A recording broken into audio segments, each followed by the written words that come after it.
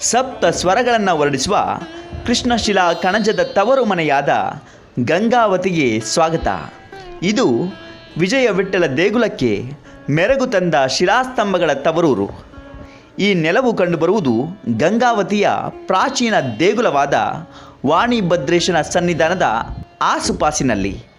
ಲಾವಾರಸದ ಪಾಕದಿಂದ ರೂಪುಗೊಂಡ ಈ ಶಿಲಾಕಣಜವು ತನ್ನಲ್ಲಿರುವ ಕಣಗಳ ಸಾಂದ್ರತೆಗೆ ತಕ್ಕಂತೆ ವಿಧ ವಿಧವಾದ ನಾದವನ್ನು ಹೊರಹೊಮ್ಮಿಸುತ್ತದೆ.